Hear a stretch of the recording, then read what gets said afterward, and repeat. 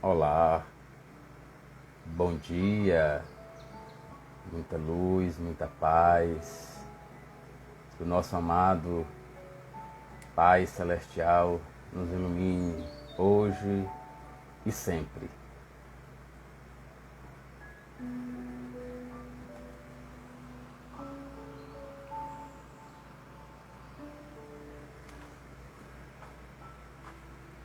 Gostaria de saber se o som da música e o som da minha voz estão ok.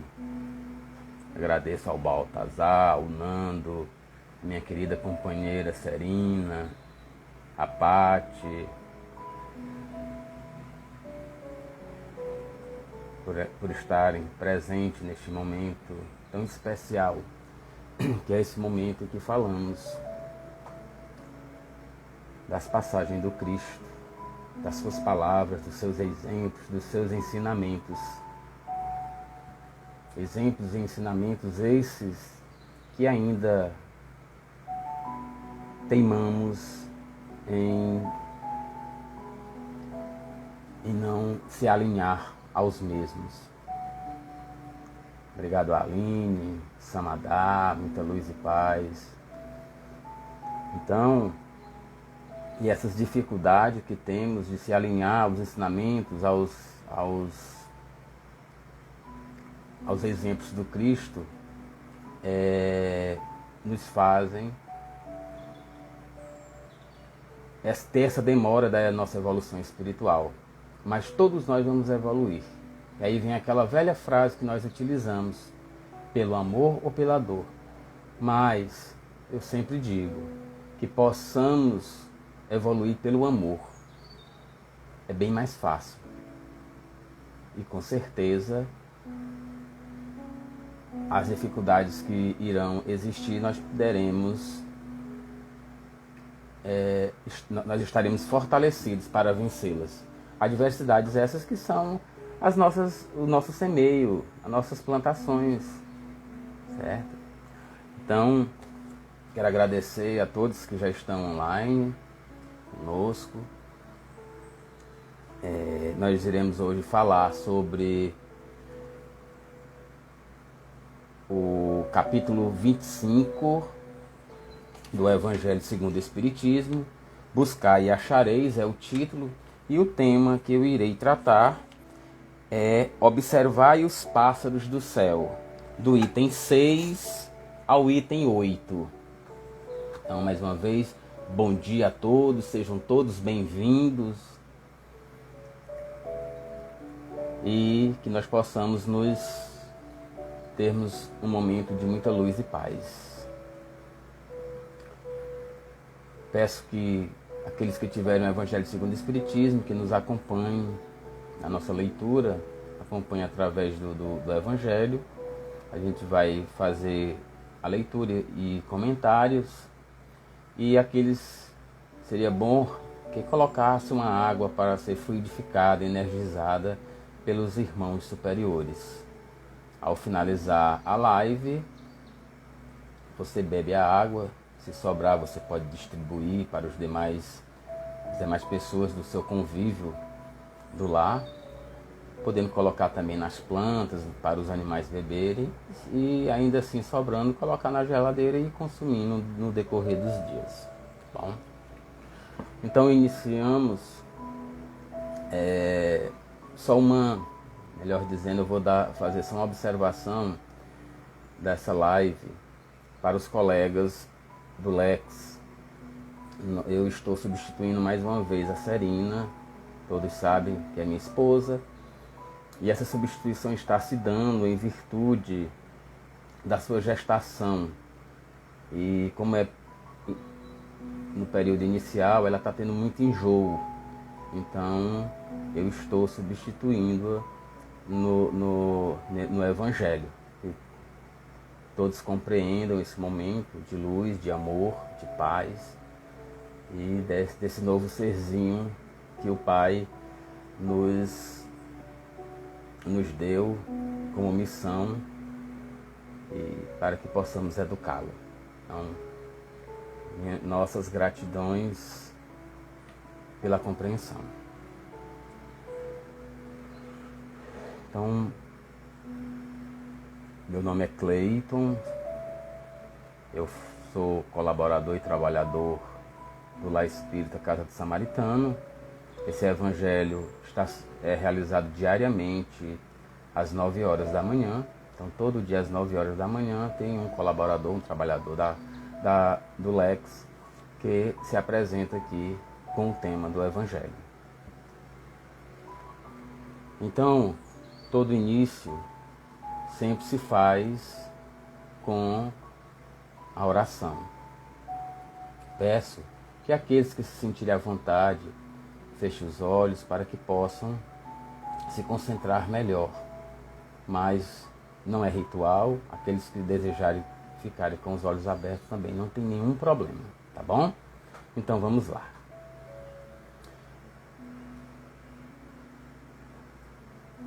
Amado Pai Celestial, Mãe Maria, Mestre amado, Irmão Jesus Cristo, nossos mentores espirituais e todos os nossos irmãos superiores e benfazejos, agradecemos, ó Pai, por mais uma oportunidade de aqui estarmos falando da palavra do nosso amado irmão Jesus.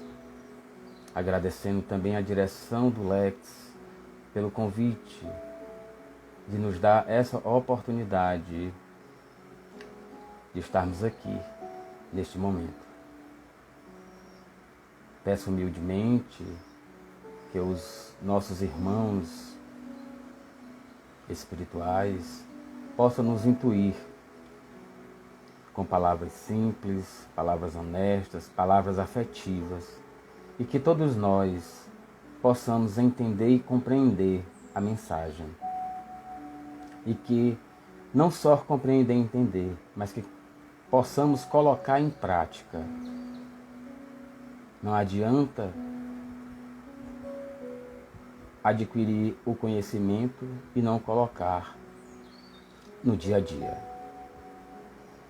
E assim, peço, amado Mestre e Mãe Maria, que a luz do amor envolva todos nós, encarnados e os desencarnados que se encontram também assistindo.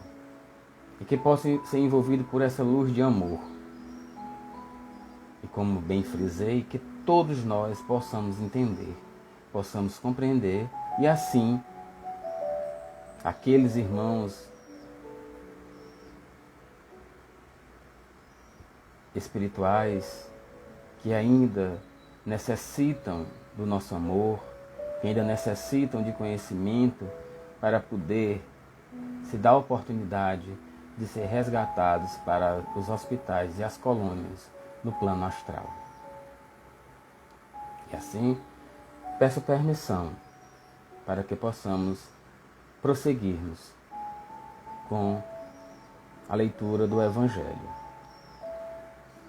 O Evangelho de hoje, capítulo 25, título Buscai e achareis, o tema Observai os pássaros do céu, itens 6 a 8. Então,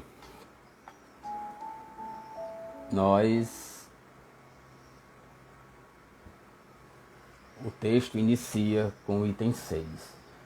Não acumuleis tesouros na terra, onde a ferrugem e os vermes os comem e onde os ladrões os desenterram e roubam. Acumulai tesouros no céu, onde nem a ferrugem nem os vermes os comem, porquanto onde está o vosso tesouro, aí está também o vosso coração. Eis porque vos digo, não vos inquieteis por saber onde achareis o que comer para sustento da vossa vida, nem de onde tirareis vestes para cobrir o vosso corpo. Não é a vida mais do que o alimento e o corpo mais do que as vestes? Observai os pássaros do céu, não semeiam, não ceifam, não guardam em celeiros, mas vosso Pai Celestial os alimenta. Não sois muito mais do que eles? E qual dentre vós o que pode, com todos os seus esforços, aumentar de um côvado a sua estatura? Porque também vos inquietais pelo vestuário? Observai como crescem os lírios dos campos. Não trabalham, nem fiam. Entretanto, eu vos declaro que nem Salomão, em toda a sua glória, jamais se vestiu como um deles. Ora, se Deus tem o cuidado de vestir dessa maneira a erva dos campos, que existe hoje e amanhã será lançada na fornalha, quanto maior cuidado não terá em vos vestir, homens de pouca fé. Não vos inquieteis, pois, dizendo: que comeremos? Ou que beberemos? Ou de que nos vestiremos? Como fazem os pagãos, que andam à procura de todas as coisas, porque vosso Pai sabe que tendes necessidades delas. Buscai primeiramente o reino de Deus e a justiça, que todas essas coisas vos serão dadas de acréscimo. Assim, pois, não vos ponhais inquietos pelo dia de amanhã, porquanto o amanhã cuidará de si. A cada dia basta o seu mal. Então, vamos primeiro dar o significado de algumas palavras dessa, vamos assim dizer, dessa introdução da mensagem. Pássaros. Simbolicamente, sempre foi associado ao céu. Por sua natureza volátil, é considerado como o intermediário entre o céu e a terra, como a personificação do imaterial, sobretudo da alma. O céu, simbolicamente, é uma manifestação direta da transcendência, do poder, da perenidade, da sacralidade, aquilo que nenhum vivente da terra é capaz de alcançar. Enquanto regulador da ordem cósmica, o céu foi considerado como o pai dos reis e dos senhores da terra. Côvado é uma metragem, vamos assim dizer, que os antigos povos, os povos antigos utilizavam. Era uma medição, não uma metragem, uma medição que eles tinham. Eles mediam do cotovelo até a ponta do dedo médio. E Salomão, como nós vimos também no texto, foi rei de Israel, filho de Davi. Então, o ser humano é um ser simbólico por natureza. Entre muitos símbolos estão as inerentes à criação, geralmente transformadas em mitos. Quando Jesus fala nessa passagem para que nós não acumulemos tesouros na terra, porque onde a ferrugem e os vermes os comem e os ladrões os desenterram e roubam, são os tesouros materiais. Mas, mais uma vez, friso, os bens materiais não são mal, até porque são empréstimos de Deus. Tudo que temos foi empréstimo de Deus, até nossas vidas. Então, não é proibido e não é uma coisa ruim ter, mas lembremos que o importante é o ser, não o ser de ostentação, certo? Então, consequentemente, quando eu acumulo tesouros na terra e esses tesouros eu simplesmente usufruo de forma, vamos assim dizer, irresponsável, ostentando, sem fazer desse tesouro o que foi pedido pelo nosso Pai, foi dito pelo nosso amado irmão Jesus Cristo, que nós compartilhemos para com aqueles que precisam. É essa a grande qualificação dessa mensagem, significado dessa mensagem. Então, não é que eu não possa ter os bens materiais, mas se eu tenho, por que não ajudar aqueles que precisam? Outra, quando nós retornamos à pátria espiritual, nós não levamos nada desses tesouros adquiridos na terra. Nós não levamos carro, casa, certo? Bens, certo? Nós não levamos. E aí, ele, na passagem, diz que nós devemos acumular os tesouros no céu. Ou seja, os tesouros espirituais. E aí é de grande importância os tesouros espirituais. Porque quando nós retornamos... E quais são esses tesouros espirituais? É o bem que nós praticamos para com os nossos irmãos. Se observarmos no Evangelho, todos os capítulos falam em amor. Porque foi isso que Jesus nos ensinou. Foi isso que Jesus deu de exemplo. Amar ao nosso próximo. Amar a Deus sobre todas as coisas e ao próximo como a nós mesmos. Então nós temos que nos amar em primeiro lugar. Não é egoísmo nos amar, mas amar amando o irmão. Consequentemente, para que possamos evoluir, necessitamos do amor, da prática do amor, e necessitamos de seguir com os nossos irmãos. Olha a coletividade. Eu não vou conseguir evoluir sem estar em paz com o meu próximo. Por isso que Jesus, numa certa passagem, ele diz: ao chegar no altar com a tua oferenda, se tiveres algum problema com teu irmão, retorna e faz a paz entre vocês na caminhada. Então, para nós ainda, que ainda temos muitos melindres, muitas situações de raiva, muitas situações de orgulho, de egoísmo, porque nós temos isso.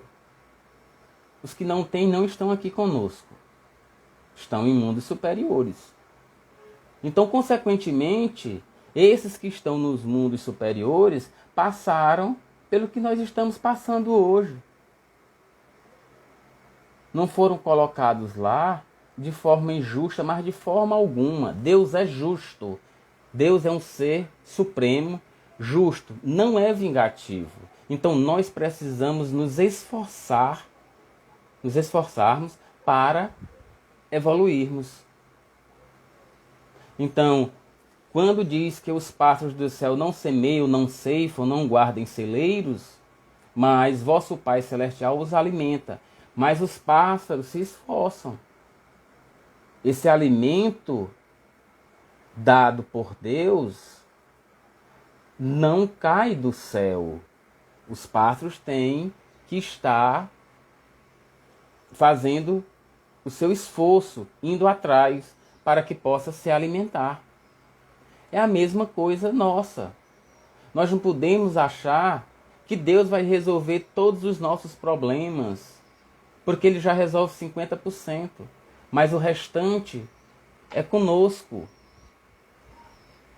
Então eu não posso me deitar numa cama e não entreguei meus problemas, todas as minhas situações ao Pai, porque Ele é quem resolve de forma alguma. nós temos que nos esforçarmos para ter as soluções das nossas adversidades. Quando ele fala também do vestuário, ele diz que Deus tem um cuidado de vestir dessa maneira. A erva dos campos que existe hoje e amanhã será lançada na fornalha. Quanto maior cuidado não terá em vos vestir, ó homens de pouca fé. Então eu tenho que alinhar minha fé inabalável com o meu esforço. Então eu tenho que alinhar, que unir a minha fé ao meu esforço. Não é inércia, é fé e trabalho. Porque se eu não me esforçar, como é que eu vou conseguir vencer as minhas dificuldades? Existe até um ditado que diz: quem trabalha, Deus ajuda. Então, nos esforcemos para conseguir vencer as dificuldades dos caminhos, transformando os espinhos em flores.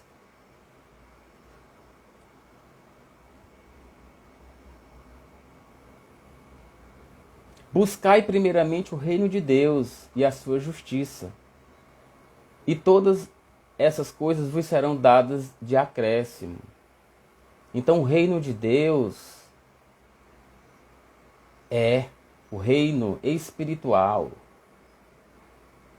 em que nós, mesmo na matéria, nesse estágio que é temporário, são momentos, não é para sempre que estaremos aqui, e nós sabemos que a reencarnação é reencarnar o espírito em outro corpo, até porque a própria ciência nos informa que não tem como a carne que vai virar pó após o desencarne renascer de forma alguma. Então, o espírito renasce em outro corpo. O Cleito de hoje foi o João, antes foi o Antônio, foi o Francisco. E assim vai. E na próxima encarnação terei um novo corpo, uma nova vestimenta com outro nome. Continuando no item 7, interpretadas a letra, essas palavras seriam a negação de toda previdência, de todo trabalho e, consequentemente, de todo progresso. Com semelhante princípio, o homem limitar-se-ia a esperar passivamente.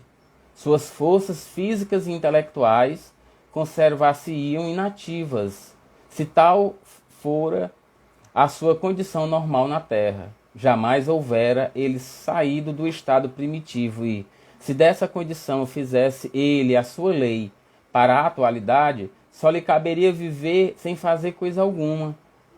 Não pode ter sido esse o pensamento de Jesus, pois estaria em contradição com o que disse de outras vezes, com as próprias leis da natureza. Deus criou o homem sem vértices e sem abrigo, mas deu-lhe inteligência para fabricá-los. Não se deve, portanto, ver nessas palavras mais do que uma poética alegoria da previdência, que nunca deixa ao abandono os que nela confiam, querendo, todavia, que esses por seu lado trabalhem. Se ela nem sempre acode com um auxílio material, inspira as ideias com que se encontram os meios de sair da dificuldade.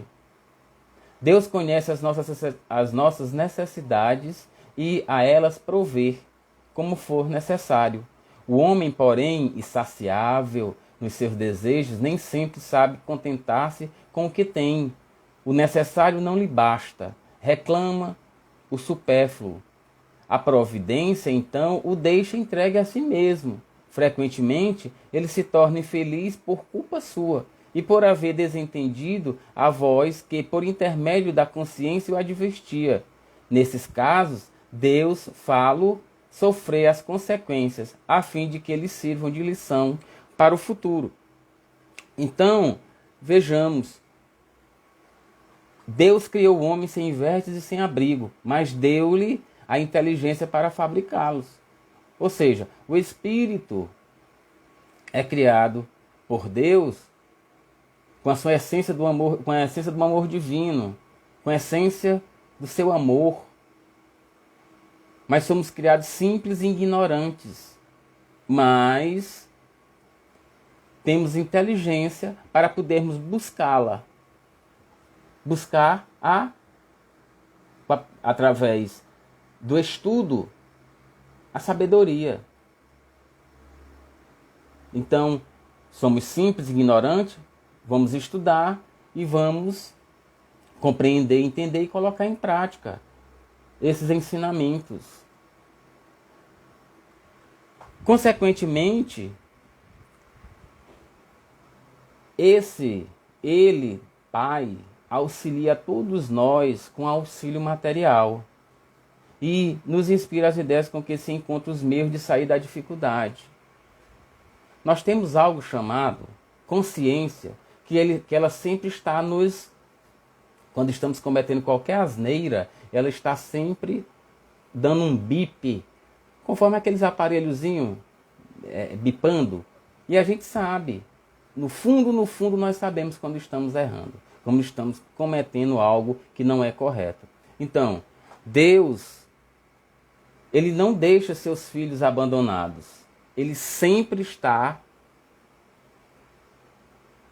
com os seus filhos. Nós, como filhos, é que de vez em quando desviamos os nossos caminhos. Mas mesmo assim, Deus coloca os irmãos, que são também seus filhos, e nossos irmãos superiores, para estar nos intuindo, estar nos dando as orientações para que possamos sair dessas dificuldades. Muitas vezes nós não queremos escutar. E, consequentemente, Deus conhece as nossas necessidades. E a elas Ele provê, conforme for o necessário. A questão é que muitas vezes temos, mas queremos mais, como Ele diz. O necessário não lhe basta, reclama o supérfluo. A providência, então, o deixa entregue a si mesmo. Frequentemente ele se torna infeliz por culpa sua e por haver desentendido a voz que, por intermédio da consciência, o advertiu, que eu falei ainda há pouco. Então, o que acontece? A infelicidade ou felicidade é nossa. Sou eu que trabalho para ser feliz, sou eu que trabalho para ser infeliz. Não posso culpar ao meu próximo, não posso culpar principalmente a Deus. Eu vou colher o que eu plantei. Então, a infelicidade, que também é momentânea, assim como a felicidade, ela fala em questão espiritual. Todos nós fomos criados para ser felizes. Todos os espíritos foram criados para ser felizes. Infelizmente, quando estamos nesse estágio no plano material, nós desviamos nossos caminhos através do orgulho, da inveja, do egoísmo, do querer ter e ter mais, e querer ter esse supérfluo. E, consequentemente, nós vamos plantando ou a nossa felicidade ou a nossa infelicidade, o nosso amanhã. Nós escolhemos hoje o que plantamos ontem.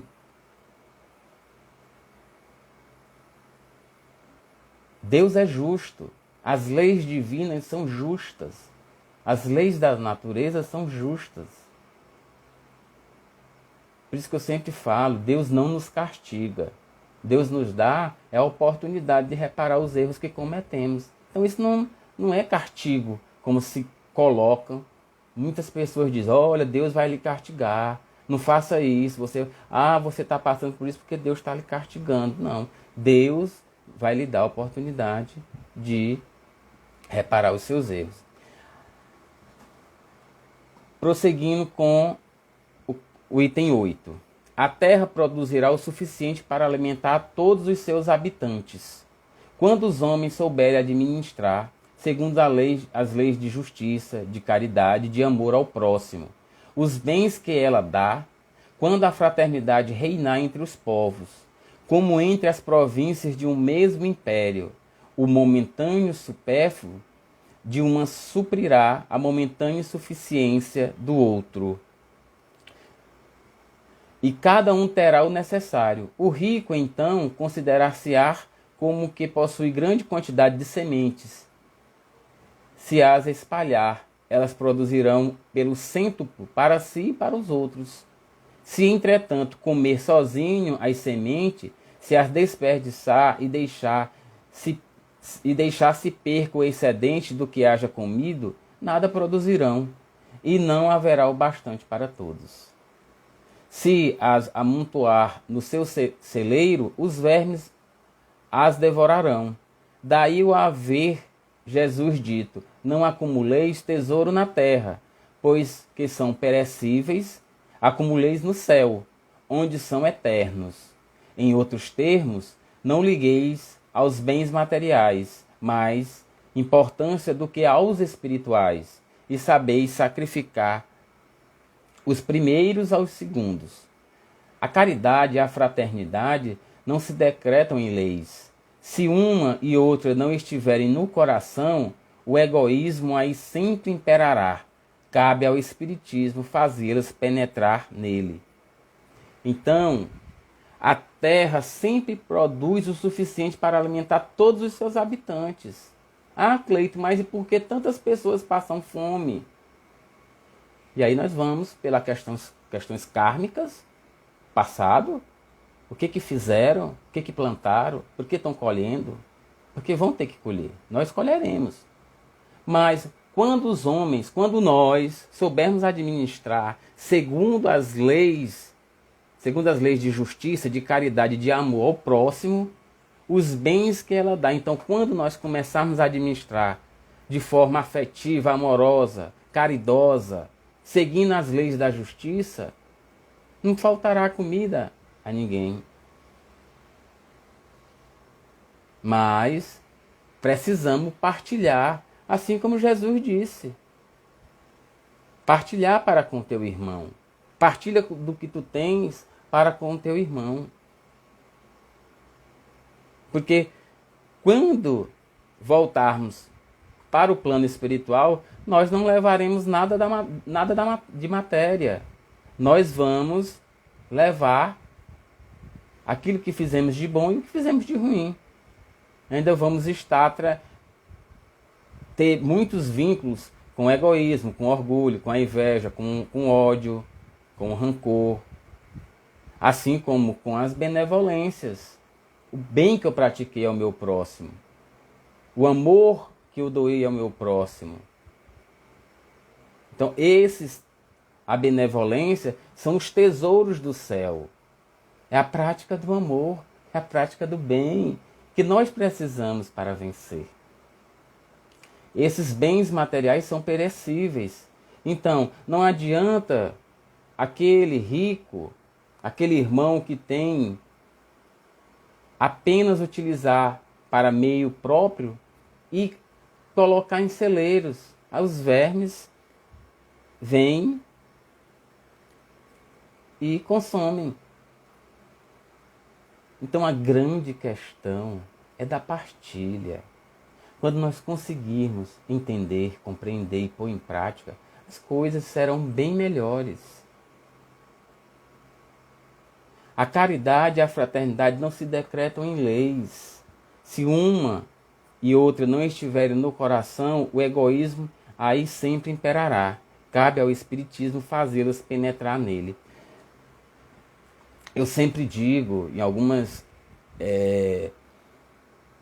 práticas de ações sociais que nós participamos, eu sempre falo para as pessoas que participam: não adianta estarmos aqui apenas para mostrar para os outros que estamos doando o nosso tempo, doando a matéria com o dinheiro ou com qualquer doação.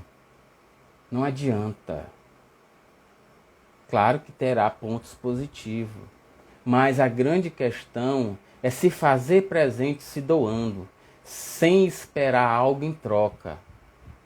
Então eu posso estar muito bem numa sopa fraterna, mas apenas por ostentação, apenas para mostrar para os outros, para passar por uma pessoa boa. Mas Deus conhece a cada um de nós, foi Ele que nos criou. Então, nós devemos praticar a caridade, ser fraternos, não como lei, não como obrigação, mas fazendo com o coração. Porque se não fizermos, o egoísmo vai estar imperando, o orgulho. Então, meus queridos amigos, irmãos, é chegado o nosso final da explanação do Evangelho. Eu agradeço a cada um de vocês, encarnados e desencarnados, que aqui estão. Quero agradecer especialmente a minha mãe, Natir, que Deus a ilumine, que a envolva e que possa ser curada dessa enfermidade. Mas não só a minha mãe, como a todos que nesse momento se encontram enfermos. Não só da enfermidade da matéria, mas da enfermidade espiritual. E assim, bastante feliz por esse momento, vamos fechar os nossos olhos, agradecer ao Pai mais uma vez e a todos os irmãos aqui presentes, encarnados e desencarnados, e pedindo humildemente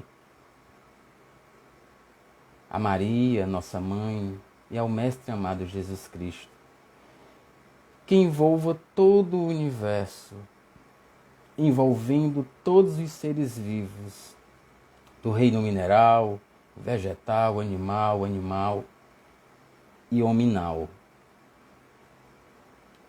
envolvendo em luz de amor, de paz, de harmonia, de união, confortando aos nossos irmãos que se encontram em desequilíbrio, que se encontram angustiados, aflitos, aos nossos irmãos que retornaram à pátria espiritual, aos nossos irmãos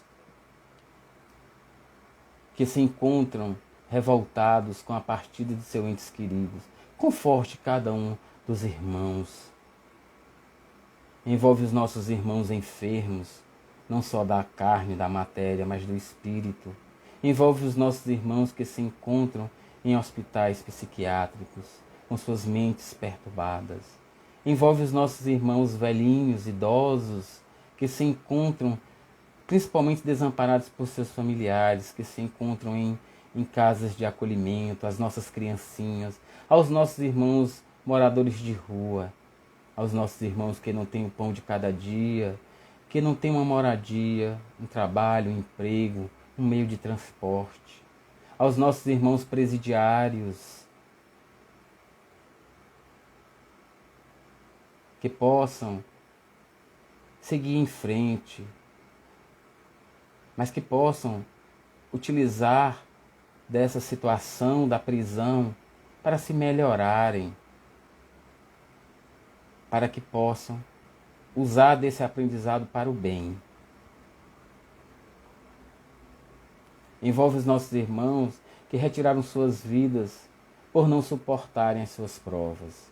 e aos nossos irmãos encarnados que deixam potencializar por aqueles que já se foram através do suicídio os danos, potencializando as ideias suicidas. Envolve os nossos familiares, amigos e desafetos, encarnados e desencarnados. E gratidão, Pai, pela oportunidade e pelo pão de cada dia, pela moradia, pelo trabalho que temos e pelos meios de transporte que também temos. Que a Tua luz envolva cada um de nós. Gratidão, muita gratidão. Recebam meu abraço fraterno, meu beijo fraterno. Até uma próxima oportunidade. Que a luz do Pai nos guie durante todo o dia, mas que façamos os nossos esforços e que possamos ser cada dia melhores. Que assim seja. Graças a Deus. Bebam a água, muita luz e paz. Até mais.